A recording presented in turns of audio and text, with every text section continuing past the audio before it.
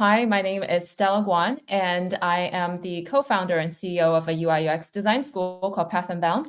I am myself a UIUX designer, and I've been in the industry for over 10 years. And today I'd love to discuss a kind of a topic that a lot of people avoid, which is the ugly realities of the UI/UX design industry. My presentation is probably most useful for folks who are trying to get into the industry or have been in the industry for a year or two as a junior designer. But of course, if you have been in the industry for longer than that, I think this could be valuable for you as well, because I'd like to start a conversation with folks who have been in the industry and have actually experienced those quote unquote ugly realities. And first of all, a little brief introduction about myself. Like I said, my name is Stella Guan. I am the co-founder and CEO of Path and Bound, which is a UI/UX design school. We've been in business for the past 5 years. And in my design career, before founding Path and Bound, I have been focusing on designing in-house for tech and the financial industry. I have also been a judge at a lot of design awards internationally. And previously, before founding my school, I have also worked as an adjunct faculty of design at several universities and educational institutions around the world. All right, so first of all, I'd love to talk a little bit about why people get into UI/UX design in the first place. So if you're listening to this talk, you probably have already a few ideas of why you wanted to get into UI/UX design. Everyone is a little different. However, based on my own experience working as a designer and as an educator in the past decade, I have summarized the following reasons that most people get into the industry. First of all, I know for a fact that a lot of people wanted to transition to this industry because of the high pay and high demand of this industry. And in the tech industry, a lot of roles are really well paid, and that is an absolute valid reason wanting to get into an industry. And in the past couple of years, there are a lot of demand for UI/UX designers as we continue to see exponential growth in a lot of industries. And actually not just in the tech industry, by the way, because there are a lot of industries who are that are a little bit more old school. For example, the medical industry and government also has a lot more demand for UI/UX designers as they catch up with the times and need to modernize their own technology. Another reason is the UI/UX design industry is relatively accessible to enter, which is a wonderful thing, because a lot of other fields, for example, if you're trying to be a doctor, a nurse, right, or a lawyer, yes, you will be highly paid most of the time, but the barrier of entry is a lot higher. Unlike those professions, which demands lots of years of schooling and certifications and board exams, the UI/UX design industry seems to be widely open because most companies don't have a hard requirement for degrees. If you can show that you are really talented in terms of design, as showcased through your portfolio, you have a chance, right? So the relatively accessible entry to the industry is a very attractive feature, and it remains to be this case. And the third reason is the UI/UX design industry is very flexible because we primarily work with the computer, right? So a lot of people find themselves having the ability to work from home, even after a lot of companies have called people back to the office since the pandemic. We still see a lot of designers and developers in tech industry having this ability to work from home, which is a wonderful thing as well. And the last reason that I have experienced and observed again and again in people who are looking to transition into the industry is this industry has a unique blend of creativity and business. So a lot of people who want to transition into the industry actually have always been creative, but somehow they landed in another field that isn't creative at all, and they just found that to be unfulfilling. And now they really wanted to blend that creativity that they always enjoy as a person and combine it with business acumen that they have developed previously in their other jobs, and also perhaps higher pay than what they were used to receiving in their previous jobs. So if you look at all of these reasons to enter the industry, it sounds wonderful, right? It is definitely a wonderful industry. However, I think it's important to understand what you're really getting into by not just looking at the positive side, but also looking at quote unquote negative sides as well. So in the next slide, I want to talk a little bit about, is UI UX design all rainbows and sunshines? Well, the obvious answer is no, right? Everything has two sides to it. Now, let's talk a little bit about the first biggest downside of getting into the UI UX design industry. Is UI UX design is actually very messy. What do I mean by that? All right, so I'll give you a few examples. So once you enter the industry as a UI UX designer, you might be surprised to find out that the processes that you learned in school, in your courses, boot camps, whatever you attended before, are just theories, right? So you spend a lot of time learning about artifacts of UX, the process of completing a UI UX design project. But once you're in the job, you might find that none of these matters. And a lot of companies don't really follow standard practices. That is because business is messy to begin with. It depends on what type of companies you are in. You may find yourself having to create new processes yourself, all right? And sometimes companies are going to skip a few processes that you think is very important yourself as a designer, just because they don't have the resources to do it, or they simply don't have time. They need to push things out. They're going to skip a few things. They're going to quote unquote cut corners.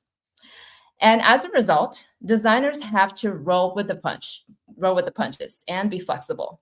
So this is one of the first things that we need to understand if we're getting into the industry is processes are guidelines. So don't stick completely to it. Don't insist on sticking completely to it, even if you're if you're in the process of interviewing. Try to show that you have flexibility and you can think on your feet based on what problem it is. Now, the next problem that we have is design maturity actually varies a lot in organizations and companies, because not every company is structured the same. Some companies have been doing design or have incorporated design in their own culture for longer than others. So when designers join a company, they will inevitably suffer in companies with less design maturity. So what do I mean by design maturity, right? So design maturity means a couple of different things. For example, how well established is design in the company? If a company just started having a design department, it means that it doesn't have a lot of processes and systems to support designers. It probably has nothing at all if you're the first designer they hired, which can be exciting for some people because then it means you can contribute to the organization. But it can be incredibly frustrating for designers who prefer to work in a structured environment with support and with peers to bounce off ideas with. And on the other hand, design maturity can also mean that even if an organization has implemented design in their system for a long time, it sometimes, because they haven't been doing things, quote unquote, the right way, there are a few practices that might be questionable, right?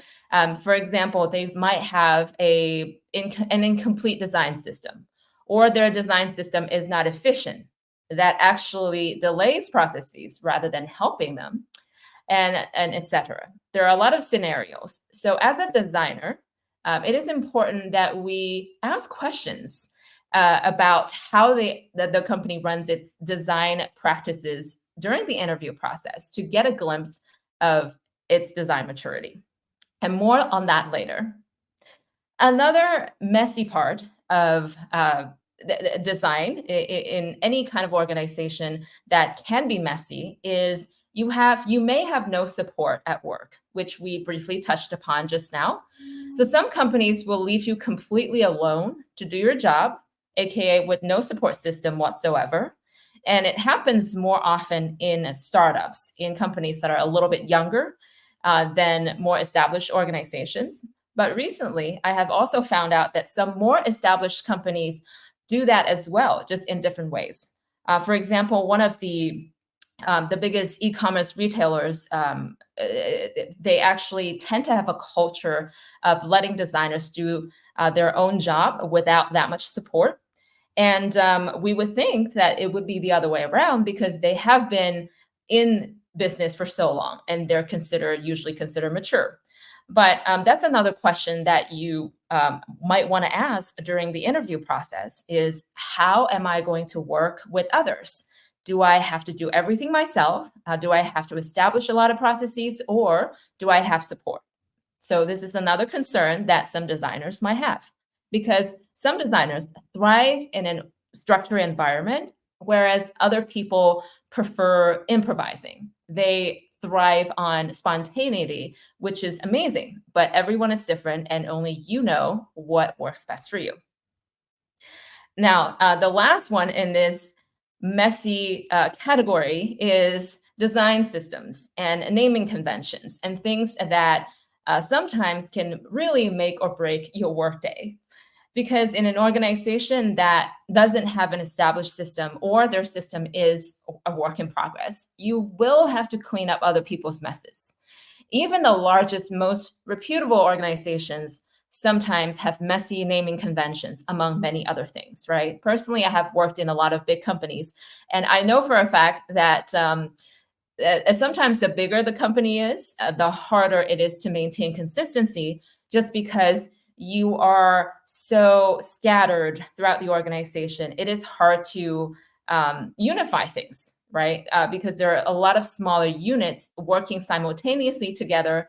When there's change of leadership, when there's a restructure of teams, things get left behind. And if you're a designer joining this organization at that time, you might find yourself spending a lot of time not designing instead of having to spend time to clean up other people's messes. So these are some of the ugly realities of the UI/UX design industry, is that there are a lot of things that are outside of your control that you might have to deal with, that you might have to clean up before you're actually designing. Okay, so then the next ugly reality that I want to talk about is your design work. So it is tempting to get into the industry thinking that our design work is going to make a huge difference, right? Especially if you are joining a renowned organization working on exciting products. That is definitely exciting in the beginning, and it looks great on your resume. However, once you're really in the weeds of things, even after joining these organizations, one day you might start feeling this way, that your design work feels invisible. I want to talk a little bit about that, because when we join an organization, we will be involved in certain projects, or involved in certain product teams. And that's great in the beginning. However, especially if you're specializing in UX design and not so much the UI or visual side of things, your design work may not feel important to people who are going to be using the product, because it's invisible, quote unquote, right? So for example, UX design, it actually is extremely important and it makes a huge difference. However, for the average consumer, or even people in your organization who are your strategic partners, who may not be directly using your product, but they have to collaborate with you, because they can't see the change that you make because it's not visual, then it feels sometimes that you have done nothing. And that can be dangerous for a few reasons. One is your contributions could be overlooked during annual promotion reviews, right? And on the other hand, it may feel unfulfilling to you as a designer, because You have spent hours and days and weeks and months working on a product, and you know for a fact that you contributed a lot to it. But at the end of the day, what is there to show? Right? So people are actually visual animals, and your design, if it's not visual, may not feel seen. And designers will have to collect data and results and really advocate for themselves for this type of recognition and promotion. So this is one of the things that we're going to talk a little bit about later today, how to counteract all of these ugly realities and still thrive in this environment. But more on that later.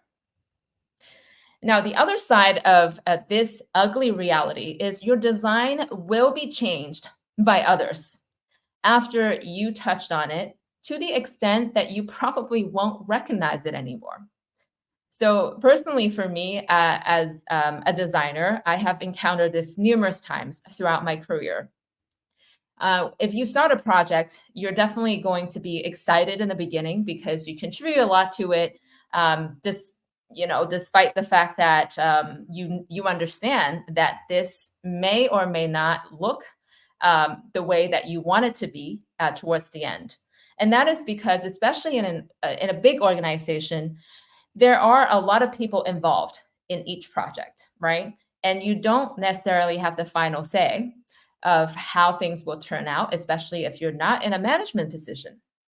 So the products will be touched by many hands. And in the end, you won't recognize your quote unquote baby.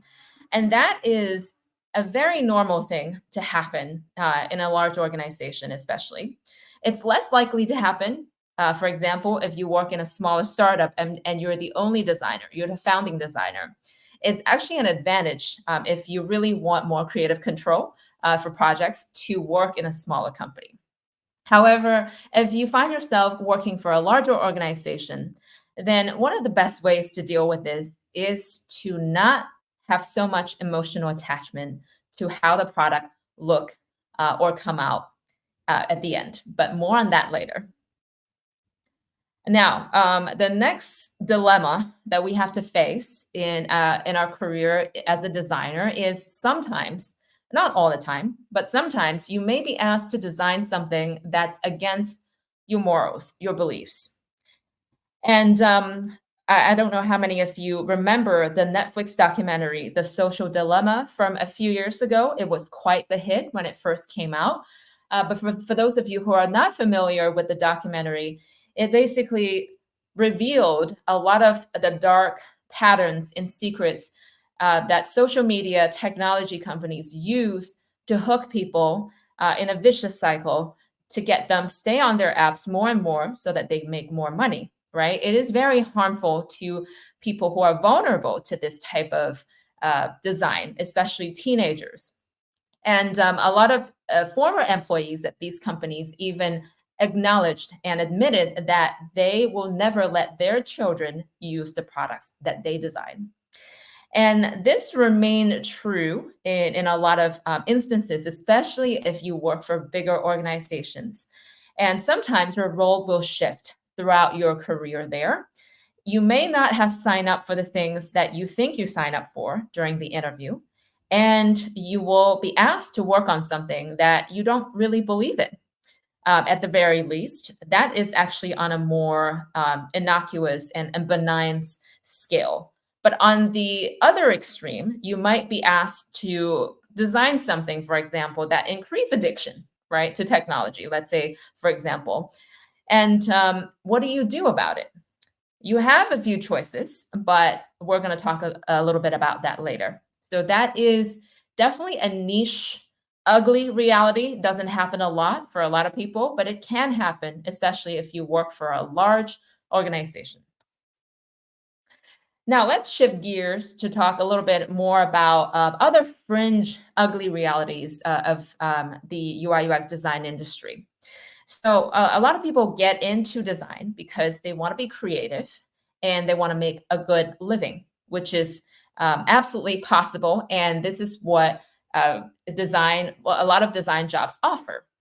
However, if you get specifically into UI UX design, especially if you focus only on UX design, you might find yourself having fewer opportunities to freelance. And I'll explain what I mean by that. So UI UX design remains a job for more established companies, right? So if you want to work for an early stage startup or a small business or even a medium-sized company, it is still not their priority to hire UI UX designers because they can do they can accomplish what they need to accomplish with, let's say, a graphic designer, and then just following common good practices that they learn online if they're a small business owner, right? They don't necessarily need UI UX design until they become a more mature organization. And as a result, if you want to freelance, you will need to pick up on other skills such as branding, web design, no-code web building, and graphic design skills, which all of this, of course, has overlaps. And that's why in our school, we actually want to train designers to be more of a generalist so that they can have more opportunities. But just keep in mind that if you limit your skill set to only UX design, let's say, for example, freelancing is going to be a little more challenging. It is not impossible, but it's more challenging. Now, the other side of this is once you have been a designer for a couple of years, some of you might want to go for the director role. You might want to become a manager. You might want to become a design director.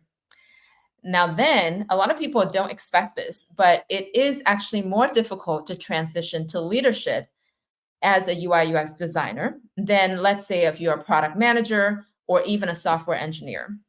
And here's the reason.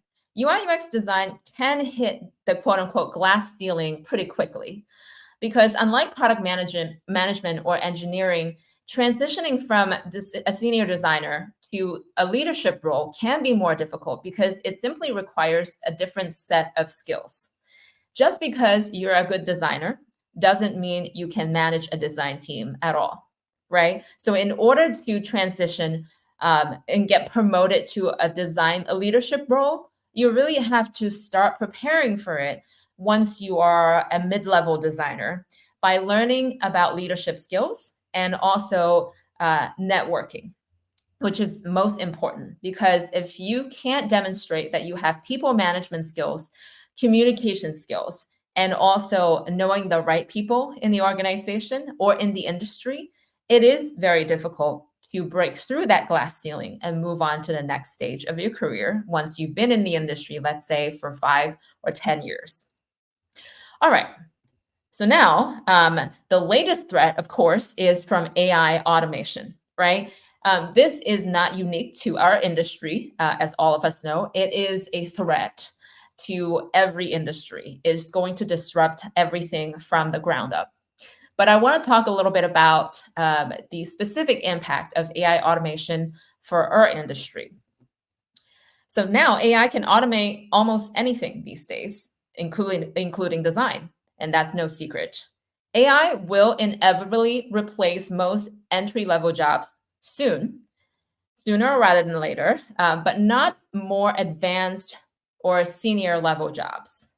All right, so if you are a junior designer, this is something you have to think about, right? Because AI can do a lot of things that you spent time learning how to do. And that is a fact. However, does that mean you don't need to spend time learning those skills at all? It doesn't mean that because without learning those skills, for example, visual design foundation and how to use technical programs, you won't be able to do more advanced level jobs. So it is still a required training ground for most of us. However, nowadays, with the advent of AI, we need to actually add on to our skill sets by learning more about how AI can help us learn those tools and those skills faster, right? Rather than fearing what AI will do to us. Now, automation will impact roles at smaller companies more, actually, from my experience, because a lot of smaller businesses can simply set up automation processes and really eliminate a lot of roles that they used to hire people for. So this is something that designers has to keep.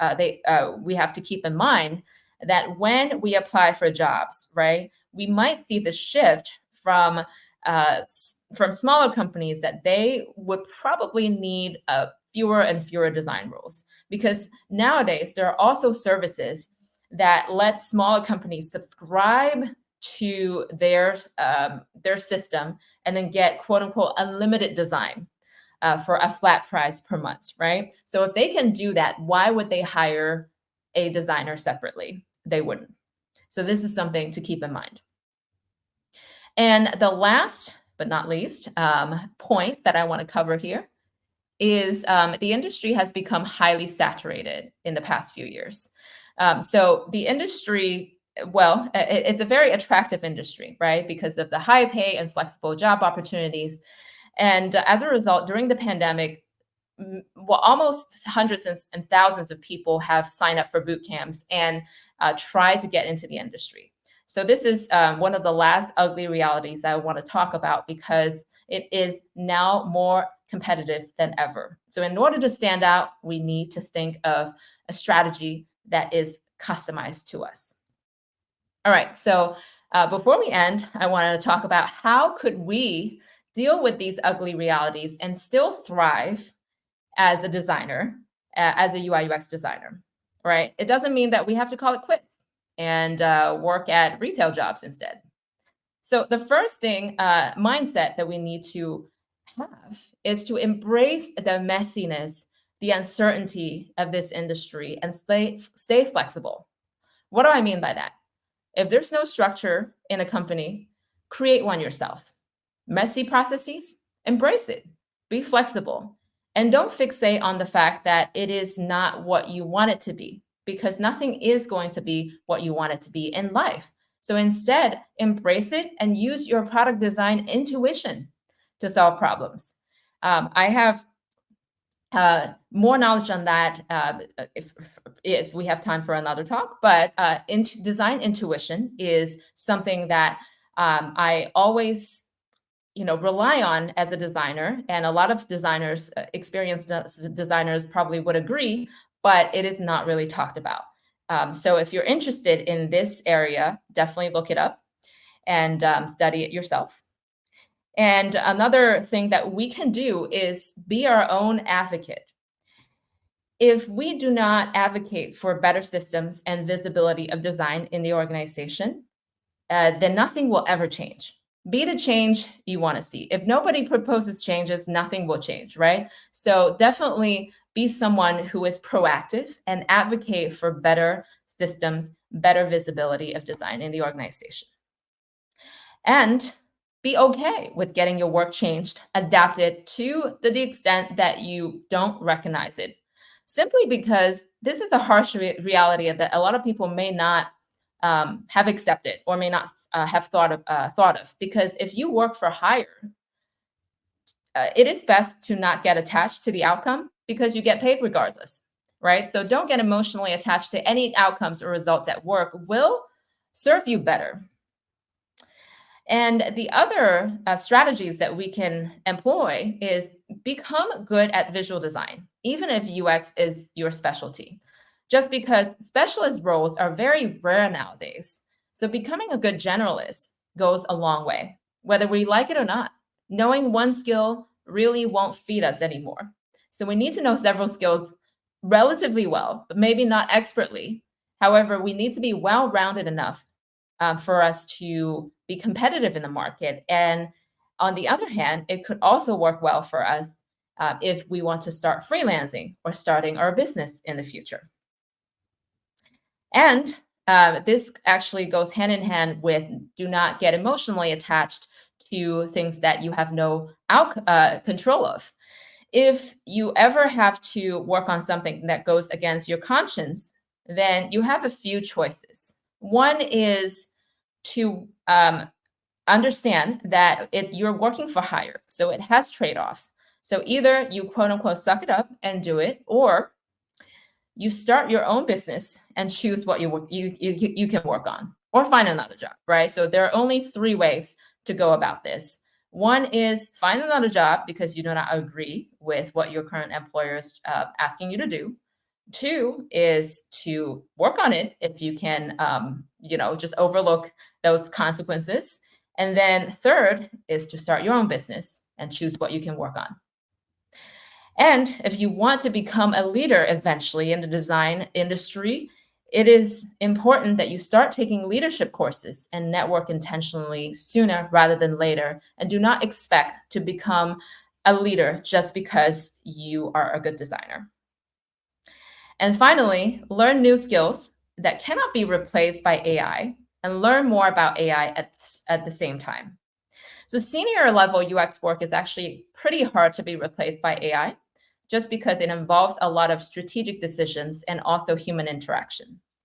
However, we also need to pay attention to emerging industries and trends and stay ahead of those and keep upskilling so that we're not left behind by the trend of technological development, which is not going to stop. And finally, be great and not just good to stay competitive in a saturated market. And don't expect to land a job with a decent portfolio, not to mention a bad cookie cutter one, right? We have to be great. And how can we become great? Is by understanding what we're truly good at and how does that fit into the market?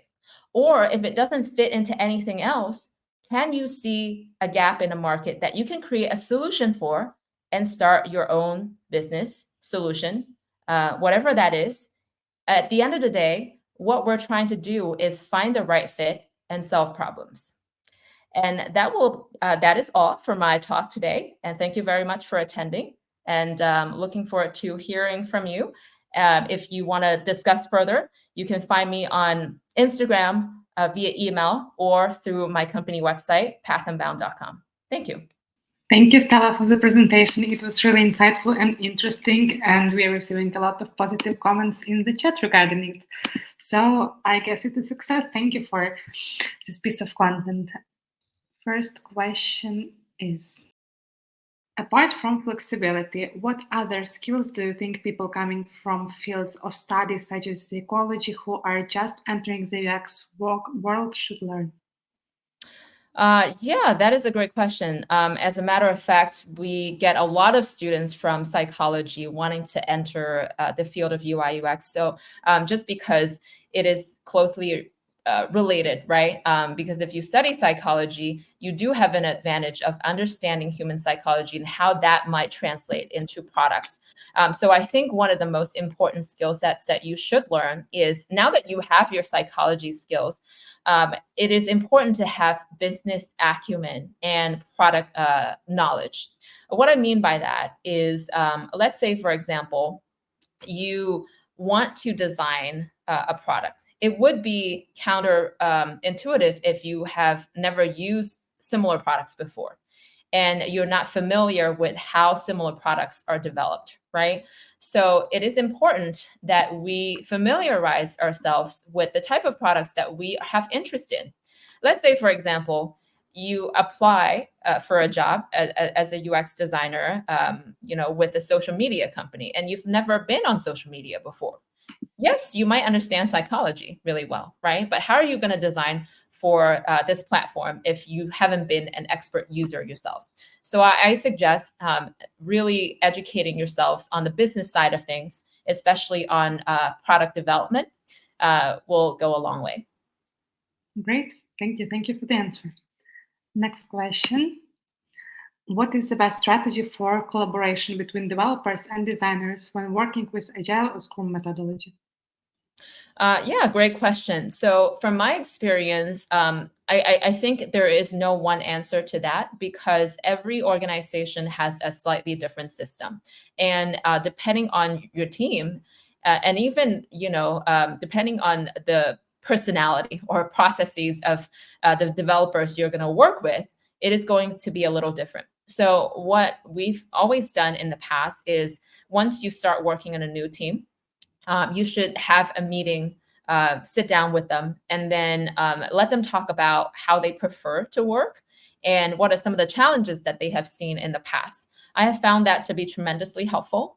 And on the other hand, you might also observe a few things that that might help you in the process as well, because there are a lot of smaller nuances that you wouldn't pick up on if you just follow a methodology, right? For example, if you realize that certain developers, they are good at certain things, but not so much others, you might want to accommodate for that, right? You might want to be more detailed in instructions in that area, but not so much in other areas. So I really think that the best strategy is to have a chat with them and then figure out their process, their preference, and also be very observant on what they're good at, what they need help with in terms of this collaboration. Nice, thank you. Now it's clear. Next question. It consists of two parts, so I will read both aloud. How would you say is the best way to put yourself out there as a freelancing UX designer? It wasn't what I wanted to do because I feel like it's better to have a better foundation working for someone before going to solo freelancing. But the person also mentioned that he or she is struggling with getting to some company. Mm-hmm. Yeah, this is a great question. I love that because freelancing is such a black hole for many people just because there is no one way to go about things. But I think everything, if you want to start freelancing, you can't just start. The more important thing is to think about what you can offer, right? So if without an offer, you're not going to find the right market fit. And both we need to look at things from both and both sides, what you can offer and what the market needs. And if you know both the answer to both of these questions, it is a lot easier to create an offering that is so irresistible that people will hire you for. For example, if you were to run, let's say, a design agency, it's not going to be attractive just automatically because there are hundreds and thousands of other design agencies out there. What problem are you trying to solve, right? If you're trying to solve problems that don't exist, then you're only competing with others blindly. So I think that's the one thing that you need to do first before you say that I'm going to strike out on my own as a freelancer, right? Look at problems. Be very, very observant. Observation is a highly underrated skills that I myself am trying to improve as well. Now, number two is that it wasn't what I wanted to do because I feel like it's better to have a foundation working for someone else before going solo. Absolutely. And I do think that there is a lot of things that you can learn by working for someone else. So I think if you in your current state, you don't already have an idea of what you can offer and what problems you can solve, then go work for someone else for at least a couple of years, maybe a year or 2 to 3 years. And by gaining that experience, you might then find out what is actually missing out there. And that's exactly what happened to me as well. I worked for other people for many years before I realized what I wanted to do on my own. Yeah. Nice, thank you. So today's junior track, it's really like a topic on demand within our junior audience. And nice that you're giving us all those answers. So next question. As a junior UX designer, credit often goes to senior members and feedback sometimes passes by us. Could you offer advice on how to get better navigate this dynamic and ensure junior contributions are recognized in the UX process? This is such a great question. I love that. And it's very, very true. I see this happen all the time in organizations just because, if you're the leader of a team, then your name is automatically there when a product launches, right? And then whoever helped you, get those results are never mentioned at all. And it is, I think part of it is because of, efficiency purposes, but I think it's really important that you need to sort of identify a good leader to work for. And that's step number one, because if this person doesn't care for recognition, then there's nothing you can do to change that, right? You can remind them subtly, gently, but if they fundamentally don't believe that you deserve recognition, then you're not going to get that recognition. So it's important that when we're in the interview process, not only are the companies vetting us, but we're also vetting them as well. So make sure that you get into an environment that is supportive, that will be open-minded, listening to suggestions. So if you know that your department head or someone who is open-minded, then you can actually remind them that, hey, actually, could we organize a day where we recognize junior designers and really talk about what we did, right? And even if it's within the team, it helps a lot to boost morale and help others really understand how they can contribute more, in the future. So I think that's another way to go about this. Nice, thank you. And last question for you, really straightforward one. So, how to find a good work in UX design that we can work remote or hybrid as a junior? Great question. I'm loving all these questions today. Yeah, so I think, from my experience, the best way to go about this is to find companies that have been remote first since they're, the establishment of their business. Because for example, there are a lot of really good products out there that have been founded as a remote company since day one. For example, our company uses MailerLite as our email marketing service, and they've always been remote. So if you find a company like this, then it is very easy to, right, like be engaged in this flexible work arrangement because they've never been on site, right? So if remote or hybrid is something important to you, you need to find out the culture. And from experience, larger organizations tend to not have this flexibility, and they tend to be more older, old school. We already have seen, things all over the news. Elon Musk, right? Like Amazon, all of these companies. Yes, they're great name, but they're a huge behemoth of an organization that they sometimes have reasons that they don't want people to work remotely or hybrid. So I'd say find yourself a cool startup that has always been, embracing this type of flexible work arrangement from day one. Nice point. Thank you for the answer. And that's it from the chat. Everything what is left is positive reviews about your presentation. So thank you, Stella, for presenting for us today. Thank you for sharing your knowledge and joining us live. Thanks a lot. Bye.